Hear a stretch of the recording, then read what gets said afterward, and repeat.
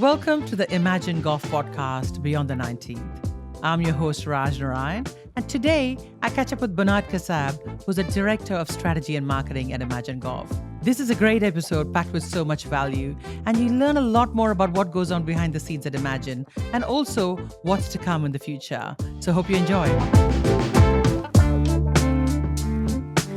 Bernard, we've known each other for maybe 4.5 years. We've been great friends this whole time. You've been members of Emajin Golf when you were part of Ucidity. Mm-hmm. We've been clients of yours when you're part of Ucidity, and you've done a lot of our marketing and so forth for us. So now I'm simply thrilled to have you working at Emajin and being part of the team, and also great to have you on the podcast. So welcome. Thank you. Yeah, likewise. I'm so excited to be a part of this team, and at a stage where I would say the growing's over. This is the scaling. Like, we are going crazy, So it's the best. Absolutely. It's See, no wonder we work well together. I agree totally. And I always think, obviously we started I think when I met you first in 2021, we were in COVID. Imagine was in the COVID days, trying to do some handicapping and competition. Mm-hmm. And then we came out of that, started the networking. And I think you built one of our early websites as well when part of Ucidity. And it's just been a great partnership. Been part of so many networking groups together, and I always enjoy your company. So, and I think, look, one of the things I love is our mindset. It's so aligned. We're very similar people, aren't we? Yeah, I think it's so important. Like, the reason why our relationship, I feel, has not only just like maintained this entire time, but continued to grow, is we're both like very fired up people. Mm-hmm. So the energy just kind of accelerates on top of each other. It's like, I've got an idea, and then all of a sudden you're a week down, and then you look back and you go, whoa, look at everything we've done, and it just moves that fast. It's so true, right? Like, I'm one of those people, if I think about doing something, I already get it done straight away. And I always think that in business, speed is 100%. Everything. Yeah. You could be, worried about everything that you could do wrong and be thinking and rethinking. By the time someone does all that, I'd implemented 3 things already, learned, moved on, done something else. And I think speed is everything in business. And a lot of the times as an entrepreneur, and you know this story as well, like nobody knows what we're going to work or not. You try this, you try that. Some things kick off and work, and sometimes it doesn't. I think that's the curse of the risk-adverse entrepreneur, is they don't want to try too much of anything.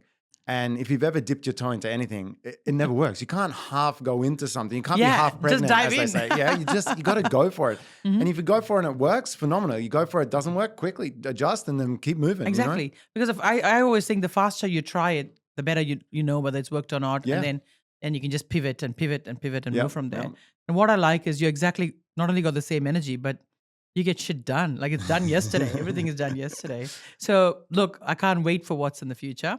But before we get into all that, I wanted, our listeners and our members to hear a little bit more about Bernard, the individual, and where you come from and your background. So talk a little bit about your early days, Bernard. My early days. When I was a baby, no, too early. Too early. Maybe start from university or from family or something like that. Yeah, maybe. Did you study marketing, Bernard? So it's interesting how I got into that pathway, actually. I wanted to be an animator. And when I was in year 10, I went and did work placement at an animation studio. Wow. And that would have been so cool. It was actually super fun. My dad somehow met these people and connected. I don't know how the connection worked, but I ended up there. And then I found out that animators back then, because they were still hand-drawing before Pixar and all the 3D stuff. I think the first Toy Story movie came out back then. I didn't even think you were old enough to be talking about this, but nevertheless. Stop it, Raj. Thank you. Thank you. She says these things just, to make me do more work. Exactly. To motivate you to do more work. It was still hand-drawn, right? And the animators would get paid per frame. Oh. And I was like, no, that sounds like a terrible career. Imagine choice. drawing each frame. Oh, yeah. God. And then like the boss doesn't like, he's like, no, that finger is out of line. Go draw it again. I'm like, no, I don't want to be in this career. Yeah. This sounds terrible. I don't think that sounds like you at all. I tried to find something as aligned where I could be as creative, and I found a degree in communication design. So that's looking at how you take messages and interpret them through images and writing, etc. And it's very graphic design heavy, but it also then expanded into web. Web was still quite new. It was like maybe, what was it? Yeah, about 10 years in to the internet being invented. Yeah. So it was all about how do we take the internet and make it marry up with how you communicate to people outside, the people that are going to be looking that you haven't had a touch point with. From there, I I took my first job. I took a year off actually from college, and everyone said, "You're never going to come back. You're never going to finish your degree." And I said, "Just you watch. I'm going to come back and I'll finish it." But I wanted to pay for my last year of college. It's quite expensive, so I wanted to pay for it. So I took a year off. I worked full time with an art director for a company called Hayden, and it was phenomenal. This guy had no formal training in his background, but he was an amazing designer and had an amazing structure as well. And if it wasn't for him, I probably wouldn't have finished my third year of college. Yeah. He taught me how to not only design things, but how to structure things properly so I could find them, replicate them, adapt them, and then deliver again. Changing all the structure of everything now. Yeah, exactly. Now I get it. Now I get it. That Emajin, everything is changed. I can't find anything. I go, what happened? Oh, Bernard's fixed it. Bernard's put it somewhere. It's faster now, though. I guarantee it. Yeah. But so then when I went back and did my third year, I was delivering projects 2 weeks in advance. Wow. So far in advance that my teachers aren't used to getting projects that in advance. They couldn't even mark it. Like they wouldn't know what to do with it. What's with this student? Yeah, everybody comes in, procrastinates last minute, then they ask for an extension. And then I would just walk around the class, like talking to other students, looking at their projects, giving them advice and stuff. My teachers would be like, sit down, Bernard, get back to work. And I'm like, I don't have anything to do, man. I'm finished, And that kind of transitioned into my corporate life. The unfortunate side of that is that it made it very hard to work for people who didn't want to adapt and change or to move quickly to develop their business. Yeah. So I got stuck in these roles where I was pigeonholed as the graphic designer or the associate, and I just couldn't move forward from that. And it drove me crazy. I was like, you're giving me this project, I could finish it in 20 minutes. What's next? Yeah. What's next? Come on, let's move. Can I take over the world? Yeah. When is that point happen? Can I take over the world in my lunch break? Yeah. Is that any chance we could do that? I got an hour. And that's what kind of spawned my first brand. So I actually launched my first business during COVID, and then put it to sleep a little bit. Went and did agency work because that's what the world tells you need to do when you're in this industry. They say go work for an agency. Go work for an agency. When I look back, I think, oh, this is a terrible decision. I should have just stayed in the corporate pathway and built up my legacy there, and then I would have more jurisdiction to affect change. But I did the agency thing, and it was great because it allowed me to be more creative, and but then also restrictive. So I'm super creative, but with no jurisdiction to make decisions. Yeah. Or I'm limited by structure with no jurisdiction to make decisions. I was like, this doesn't sound good. And like any entrepreneur, you're like, oh, so I'll just start my own business. If nobody's going to listen to me, I'll do it my way. You know what people always say? Oh, I want to have greater control. I want to have control over my own time. And then they go start a business and they have no control. No time. You go from having one boss, one person you have to answer to now answer to everybody. Everybody is now your boss. They're all telling you what you got to do. I need this. I want it this time. And you're like, oh God. And you're just delivering. The great thing about running a business though, is I always tell people, you'll never work as hard for anyone else as you did for your own business. Yeah. And when you step back into an atmosphere, not like what I have with Emajin, because Emajin is constantly pivoting and growing and changing and adapting, and it's like it is truly like a partnership, because I take a lot of, I don't know if you want me to, but I take a lot of ownership over Emajin. I'm like, this is my baby, I want this to grow. But most times if you do come out of business, you go back to the corporate world, you'll never work that hard again. You'll never work as hard as you had to in And business. I think a lot of the times it's just because they don't ignite that passion. Like I always feel like I worked in banking, and I'm one of those people, as you know, I work 24/7. All my career I have. When I'm on Christmas break, I still respond to messages. Even though there's an out of office, I've responded already before the out of office came in. And same when Tara was born, I had a cesarean. I had an elective cesarean. And before my daughter was born, 5 minutes before I went in, I was sending emails. And back in the day, it was, you know what I mean? It was not like there's no Wi-Fi. There was like a dial-up modem. If you remember that far back. I had to be in the dial-up modem, and technology is not my thing, but I still was sending emails out to people and calling them and telling them something before I went and had a baby. And I just think that you're so involved and engaged, but a lot of the times you're in a bit of a bureaucracy as well. So after a while, what happens is really hard to have that motivation when you're 24/7, but everybody's sleeping. And you're going, all these limitations. Where do I go? How do how do I progress up? Or there'll be a boss who's too afraid to take that up the chain. And you go, what's happening here? I think that's what I've heard is that, and I think it's to the the corporate world's detriment is they say, we don't want to hire ex business owners because either they're going to get to a point where they're going to want to start another business, so we lose them, which is what you're going to have with anybody. Any staff member you hire, you have the risk of losing them. So that's already like not an objection. The second one you hear is that a lot of people are afraid of the position they're in if they bring in somebody that brings a lot to the table, you know? So they often want to try and pigeonhole them, or they don't hire them because they're too afraid of their own, too broad, you know? Or they're too afraid of their own seat. You know, seat. Seat. And the insecurities. Also, a terrible reason. Like if you create momentum for this person, they will be, well, I guess you can speak on my behalf, I guess. But if you hire an entrepreneurial person and give them the jurisdiction, give them the accountability to drive something, then that's ticks the box. Like, they're not going anywhere. I'm not going anywhere. I always think, you talked about, worrying about people leaving, etc. I always think, I expect everyone to leave. Yeah. What the hell? Like, I'm much older than half my team. What the hell? They're not going to work for anyone else. And I always think it's fantastic to get people who are in the starting phase of the growth journey rather than who are in the final phase and coming back down.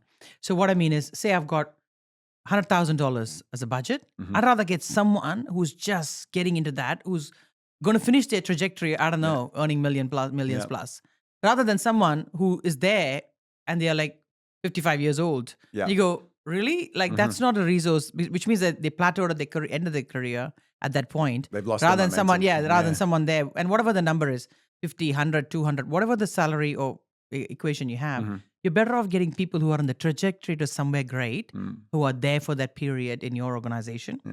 Nobody's going to be there forever. Yeah. There's not Toyota. There's no lifetime employment. People, especially in this age, right? People are moving. I mean, there's AI. We're talking about. Just so put many up one application. You'll get 200 people submit a response to it. Of course. So, and also what happens is when people do move about, I feel like they actually learn more. And they bring more with them. They're more worldly. Whereas rather than someone who's come to my office and the first job was at Emajin, and we have a few of those as well, and there's nothing wrong with it. It's just that each person is different and with the value they bring. And a lot of the times, a combination of everything is really good. Yeah. No, one of everything is not good. Like Richard Branson says something similar to that in his book, My Virgin Way, which is kind of like his life story, but from a perspective of a leader, like the leadership lessons he learned. And I really like that book. I quote quite a few things from there, not correctly. Like, please read the book just yourself. Make it up, exactly. It's pretty much like this, though. He says along the lines of he'd rather hire somebody who's had a lot of different experience rather than somebody who's only been in one or two, because that one or two means they're locked into habits that may not necessarily fit with the business. But somebody who moves around a lot has probably just not found a right fit, but they've learned from a lot of different.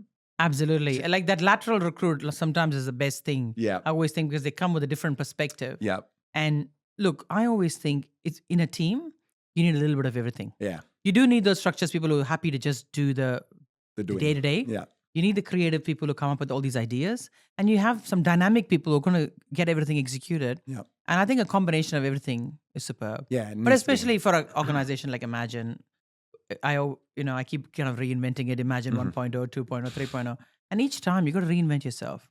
Yeah. I feel like in the business world that we live today, if you don't reinvent yourself, you're just going to perish. You're just dead. Yeah. I'm sorry. Yeah. It's kind of like trends. They come and go, right? And you look at it, especially in particular in the hospitality industry. I think right now the hospitality industry has had like a huge shakeup because of COVID, and they come out of that, and now everybody's creating their own environment, their own look, feel, character, culture, But if you don't keep reinventing that culture, the next culture just comes and overtakes you. There's always going to be a new restaurant. So you do have to keep doing that little reinvention. You have to give a reason for people to come back again, not just come once. And, I would say that is something that is pretty tangible in the Emajin experience, from the different courses, with more courses coming online, different types of speakers, and then the variety of people in the room. The energy continually keeps changing. So the interest keeps compounding, and the more you're there, the more you experience something new, something different, and it's going to. Absolutely. And I'm so excited as well. I mean, we've had so many courses added onto our schedule. And look, golf as an industry, I've been playing golf for a very long time.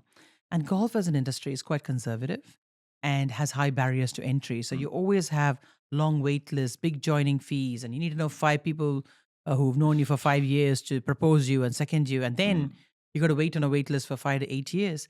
And it's always been that exclusivity and that, barriers to entry or access that's always defined this industry.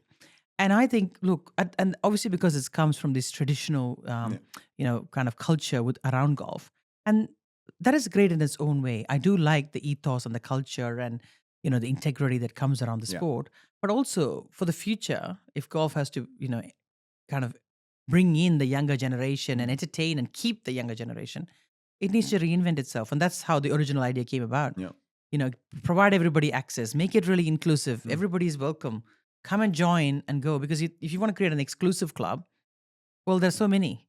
You don't really need to create another model that's exclusive. I always believe what it needs is an inclusive model. Because even when those people are waiting for those 5 and 8 years to get into the club, well, they have another place to be part of and belong and play. But also, even if you are a member of a club, now you get an opportunity to go to all the other ones and play there and take your clients and your prospects and I think it's that hybrid. Your colleagues there. The network component is inclusive.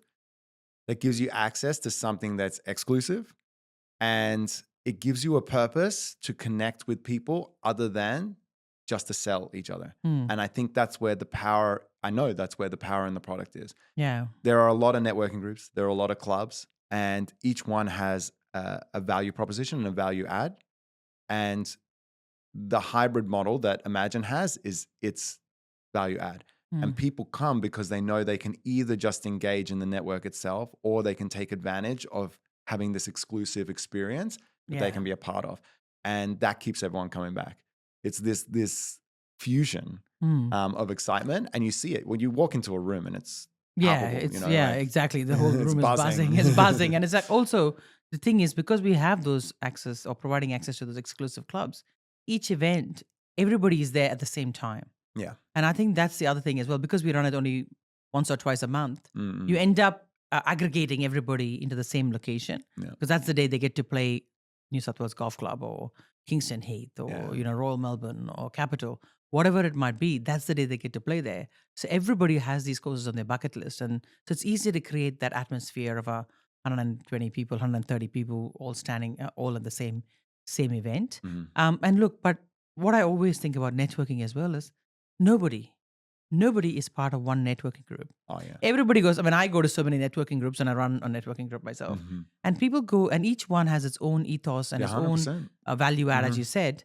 And I always have this big abundance mentality. So I always think that we partner with so many of our different peer groups where we run their golf event. So we run golf events for, so many peer clubs. And that's what we specialize in. And that's great. And it's mutually beneficial. It's mutually beneficial and vice versa. Together. Yeah, absolutely. Value for everyone. And I believe, that ethos, and that's why, I think it works, is because we partner with so many organizations, so many clubs, so many golfing brands, et cetera, et cetera. So that's pretty cool. But look, we're not here to talk about me. Talk about Emajin, and let's talk a little bit about Bernard, the person. So tell me a bit more. You've talked about your university and how you got into, all your career and Ucidity, and now back at Emajin.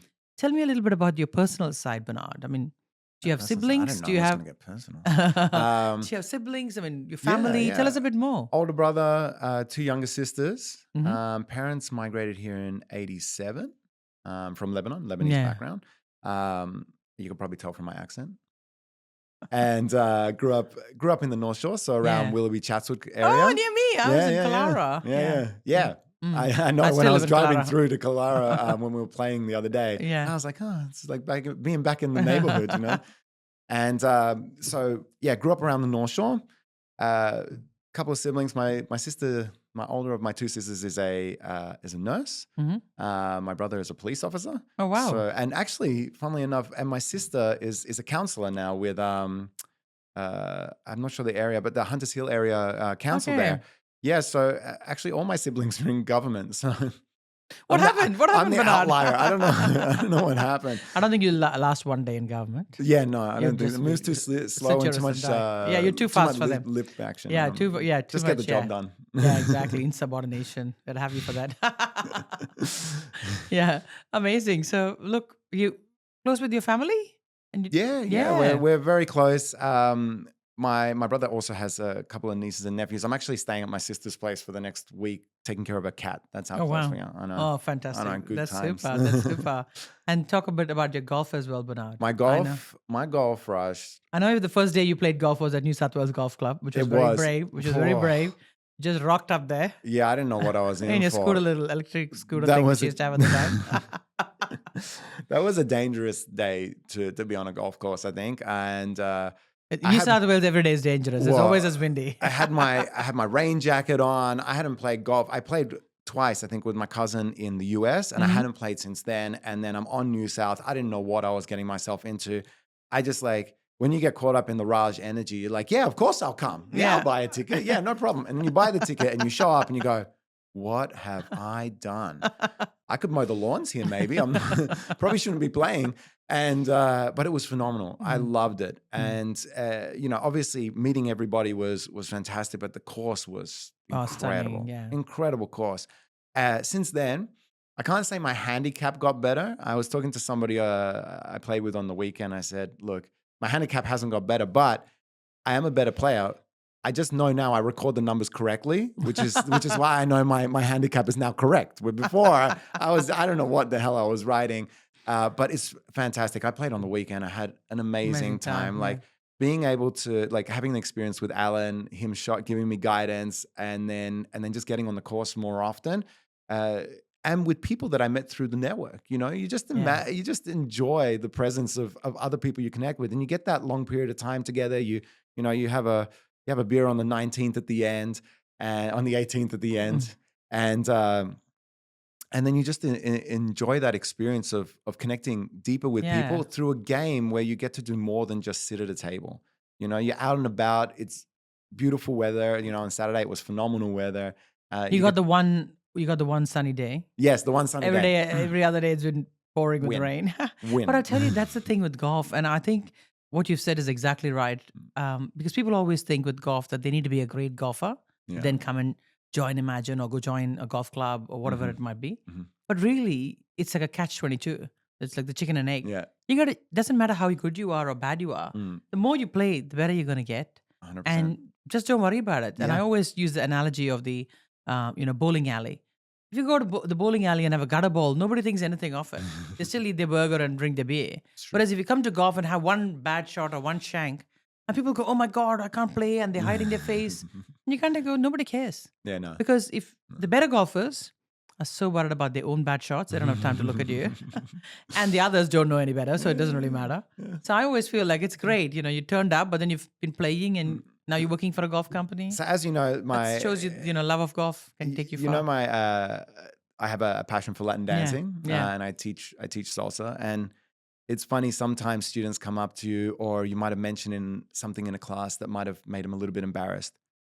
And then you just have to remind them exactly, nobody is looking. Yeah. Nobody cares. They worry about their own steps. We are too busy looking at our own thing, connecting with our partner. We are not looking over there thinking what's happening. And even when you're in a dance with somebody or in a golf game, by the time you start a hole and you finish it, nobody remembers what happened back at the first. You're on to the next. You can't just ask somebody when they get past that hole and they're on the next hole and they're halfway down. What was the score they had on the last hole? Look, that's a very interesting question because different people have different answers.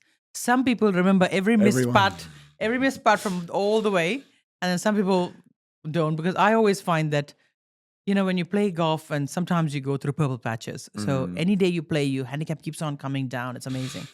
And then sometimes you go through the slumps, I call it. So, and that's true for life. It's true for sales. It's true for anything you do. And you go through this period where literally, even if you're playing good, even if you're hitting the ball so good, your putts just won't sing.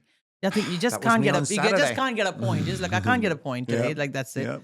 And it's like a hard slog. Yep. And I always find and sometimes when you do that, people say, throw away the scorecard and just play. Play the game. Go back to the enjoyment of the round and then 100%. Bring the scorecard the next time. Take the edge off. But I have this problem where if I'm playing and throwing the scorecard away, I still remember everything. I've got 2 points to catch up. It's always in the back of my head. You're one of those people. I'm one of those people. I remember every shot and I go, because for me, because I've been playing for so long, I find that I know that I've had a 1 point and not a 2 point in that hole. So I know that 1 point I got to claw back. And if I haven't had a 3 pointer, I know that I've not clawed it back. So it's hard to miss like a 3-pointer and a 4-pointer. So it's just one of those things that's in my head a lot. But the reality is, having said that, I rarely ever care about everybody else. Yeah. I'm quite happy. I'm quite happy to play with I've played with a lot of plus markers and pros. I played with complete beginners and from the beginner clinics. And at the end of the day, I always enjoy talking to the person. Yeah. Sometimes I That's get along. the experience. Your handicap is irrelevant to me, whether whether we're going to be friends or not. Yeah. Because it's not a thing. It's just that great, the business connection or the personal connection that you make. I think the other thing about the game for me, and I tell a lot of people, is that at least for me, it's taught me how to appreciate patience. Especially when you're in business, you're just like all the time, there's something running through your head. When you're on the course, you can't have your mind anywhere else and you can't get frustrated. The more frustrated you get, the worse the game gets. Yeah. So you always have to come down off that ledge, just breathe, and then just take the shot from where you are at that point in the game. And the game just starts to feel better and better as you move on. And wiser words were never spoken, Bernard. Stop it, you. And I take that into everything else I do. I think, I don't know if it's the same for you, but everything I do kind of works like that now. So I'm like, I don't look back because I can't change the game that I've had. I can only look forward. And like you were saying, the strategy forward from here to maximize the game. And then the patience, those deep breaths that take you off the ledge to allow that game to happen. And if you run your business and you kind of approach your life like that, the stress is gone. Absolutely. I think one of the things I found most impressive, even before I joined Emajin, when I was contracting and working with Ucidity and everything, was how patient you are with everything. Somehow, like something happens and Raj is like, don't worry about it. Yeah. I love that. That is. No, I tell you why. I always say this to my team. I say, if something good happens, of course, tell me. And I say something bad happens, you tell me immediately. I say, you come running towards me and tell me. And the minute you tell me, it's not your problem anymore. It's just my problem. I say that to Jamie, I say that to Alan, everybody. Say the minute you tell me, because I always say, let's calm down. Yeah. Because the minute I say that, then they feel more calm because I go, okay. It's not diffused, but it's like it's been shared. The problem has been shared. And we've said, look, we'll deal with it together. We'll come to it. Then you're not feeling that stress and anxiety anymore. Yeah, that big knot. The big knot. And a lot of the times when something bad happens and people react badly, then it creates worse knot. But I always say, because is there anybody in the world who doesn't make mistakes? Is there glitches that never happen? Things that go wrong? You know what I mean? Everybody does. I've done a million of them. Yep. Even do a million of them. Exactly. Everybody. But everybody's only human, right? Yeah. Of course you do. But is it the last time you've done it? No. Trust me, there's another one coming. Yeah. So I feel like that's fine. And I just think, because I always think it goes back to the speed. Because when you want to move with speed, you can't second guess your actions. Because if you second guess everything, you're just going to be a mental wreck. You never move forward. You just move forward. Bet on yourself. I always say, bet on yourself. And my dad used to say that to me. He says, Raj, bet on yourself. Yeah. And I always find that when I face adversity or when I face something, something's not going well or I'm down, I always come out fighting much harder. I always find that I rise much because, that whole resilience kicks in and then I'm a lot stronger than I'm ever going to be. Whereas if the going is good, it's easy for me to get complacent. Complacency. I'm good. Yeah. Whereas, it's natural human tendency, I think. And different people react to things differently, but I always react to things where bet on yourself. I always think that if my revenue is down, I invest in more people. My thing is, anything goes down, I get more. I'm always investing in more things. More office space, more staff, more everything. Because in the end of the day, what is the risk I face? Yep. Just my ability to execute. And I think people are scared to take that full responsibility, which is why they don't leap. Like I always liked whenever I would have somebody who was advising me or mentoring me or anything along those lines, I always liked when they set targets that they thought were ridiculous, just so I could do it. Yeah. I don't think you'll be able to do X this year. I'm like, don't you? You don't think so, huh? Okay. Let's see what's going to happen this year. I always think the target is not relevant. The target can be fixed to anything, but then you have to be given the resources and the way to be able to achieve the target. 100%. Just giving a target, because that's what happens. I've been in the large corporate all my life, and that's what happens. You have a ginormous target, but then, the resourcing is cut in 30%. And you go, what? Because that's what banks do. They cut all the resources, increase the targets, and then they're surprised when people don't achieve it. And I always, as you know, I work 24/7. So no matter what it is, whatever my peers are doing, I always think I may not be smarter, I may not be more knowledgeable, I may not be more, but I'm just going to outwork everybody. So Yeah. I'm just going to put in the reps. And same 100%. with golf and same with business. You got to put in yeah. the reps to Yeah, get yeah. better. If you don't put any reps, and Tiger Woods used to say, you got to hit 1,000 shots before it can become part of your swing. Yeah. And you got to hit 10,000. He hits 1,000 shots every single day of his whole life. And so you go, of course, he's going to be a brilliant golfer Yeah. because he's hit 1,000 shots. Yeah. And same with sales. The more calls you make, the greater chance you succeed. Yep. Same with social media. The more Mhm. posts you put, you cannot fail because you put so many things Mhm. out there that somebody's going to like something, and some people are then- following you. Exactly. So Yeah. I always think the more more is more, Yep. and people have the saying, less is more, Mm. and I always go, less Where? is not more. Would you rather have $10 or $100? More is more. Always Less more. is just less. Yeah. Funny that. So that's kind of my attitude and things Yeah. in life. And that's why I would say, don't worry. Mhm. And then that way, what happens is people are allowed to just try things. The Mm. only thing that I really, really don't like is inactivity, doing nothing, just being stressed, but you've done nothing. Yeah. That just, I don't know how people can do that, but that just, I go, I give up because there's nothing you can do Yeah. because you're not giving yourself a chance to succeed. Mhm. But anyway, neither of us have that problem because No. we've done it already. So fantastic. Look, I mean, you've listened to a lot of these podcasts, and I always ask my guests, what is the one advice or one piece of knowledge or something they want to share? So I'm going to ask you as well, Bernard. What would be something for business owners or people coming up? What is the one piece of advice you'd like to share? I'll actually share something from my Emajin experience. Mhm. Meeting you and reflecting on my business, the one thing that I came away with and what I realized is that many business owners get into business, all business owners get into business because they're amazing at something that they do. They're like, I'm incredible at X and I want to be able to deliver X to clients consistently, to customers consistently. That doesn't make you great. And everybody says this, like if you're not great at accounts, hire an accountant. If you're not great at this, hire at this. If you're not great at this, it's all great to hire those services, but none of them are revenue generating. Yeah. The things you should focus in your business at the beginning is if you're great at delivering the product, you should be focusing on getting people who are great at making that product, sending that product into market. The more people that can see you, the more you can deliver that great outcome for them. But if they can't see you, you can be phenomenal at that, have the best accountant, have the best, financial advisor, have the best designer, have the best. What's the point? Nobody knows you're there. Yeah. What you need is the best salesperson who can take your message to market and the best message that you can take out to market. Hire those two things first, scale those departments first.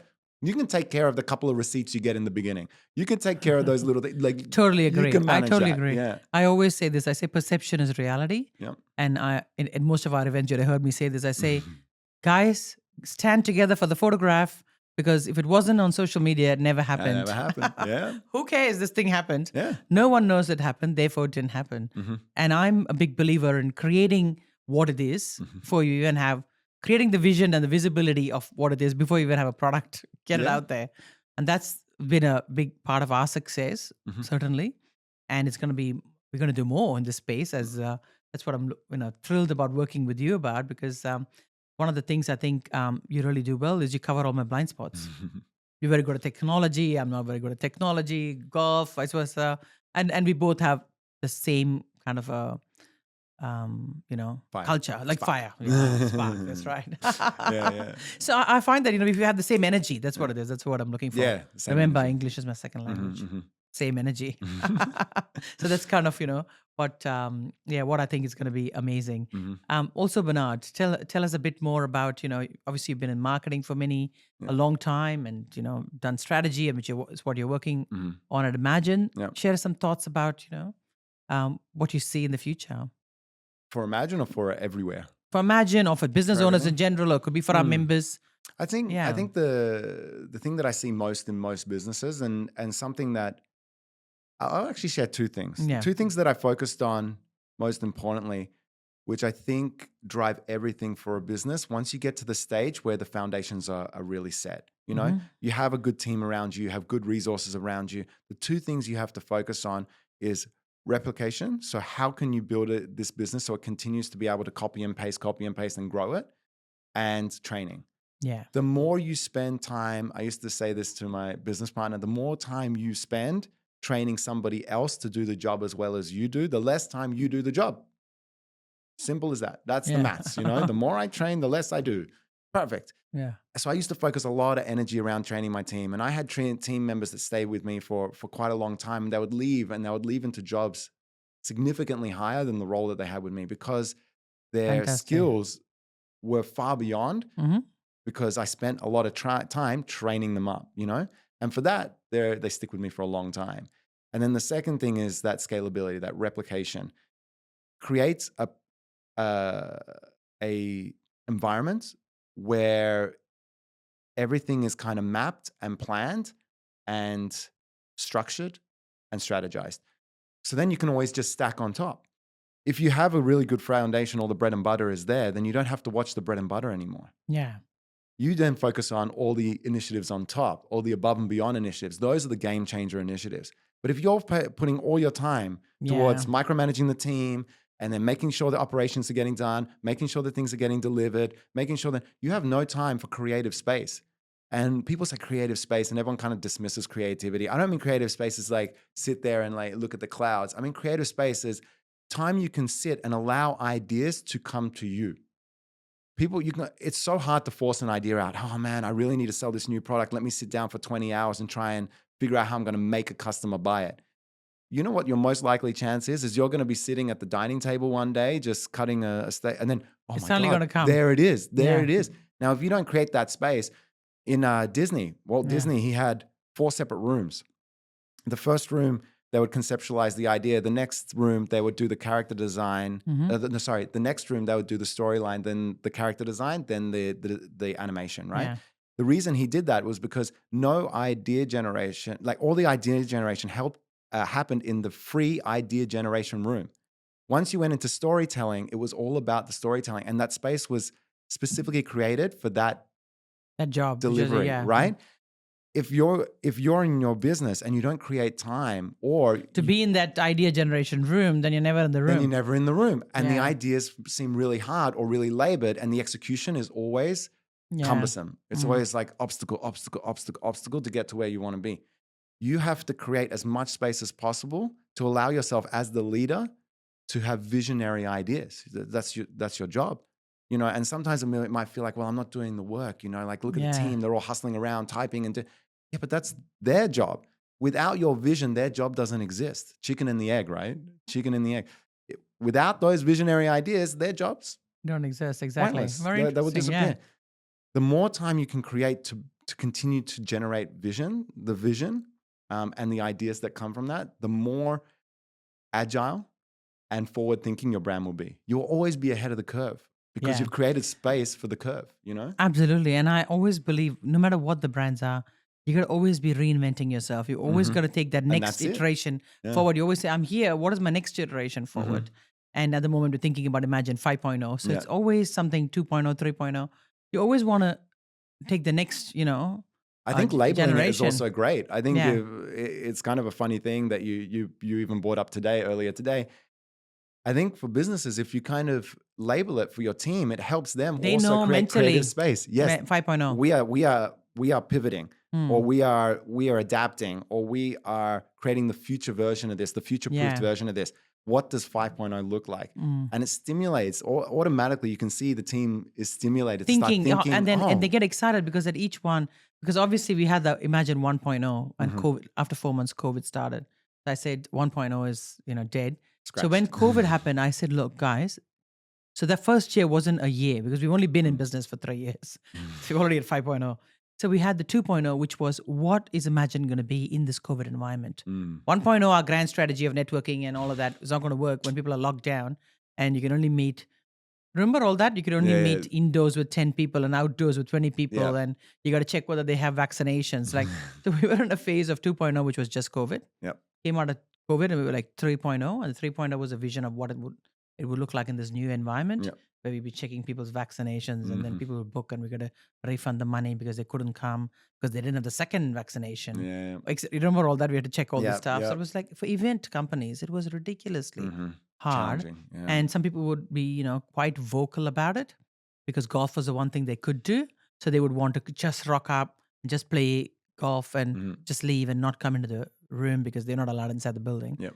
But what happened was the mentality of people was so terrible at the time. I mean, the fear was so big that people didn't want to play with those people. They somehow thought they're going to catch COVID even though they're next to them on the golf course. So that was at 2.0. And then from 3.0, 4.0, we've been improving. Yeah. And each time we have a something 0.0, Mhm. we've taken the next step. Mhm.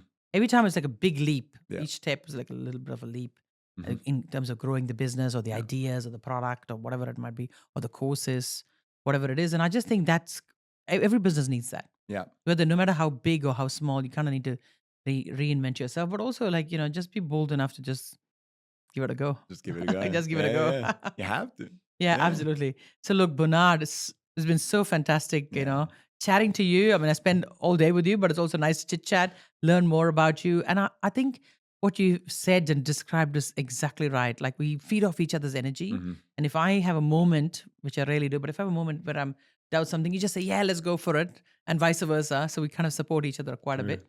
So I can't wait to see what the next 5.0 is going to be like, or the next few years are going to be like. But Bernard, do you want to share any parting thoughts or anything at all before we close up? Parting thoughts.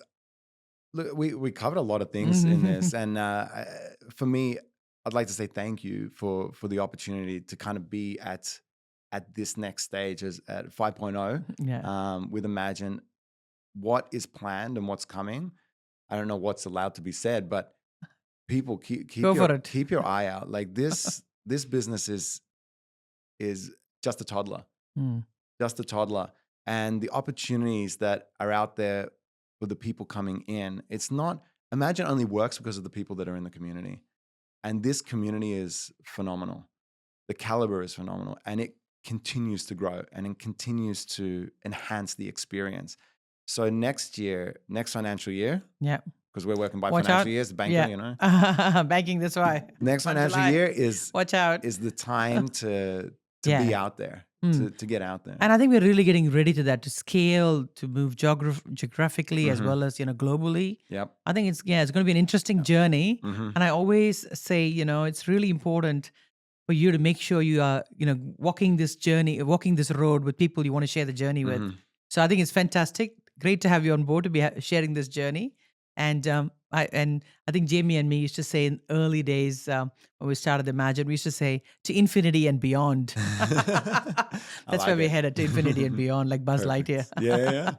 Thanks, Bernard. Thank you, Raj.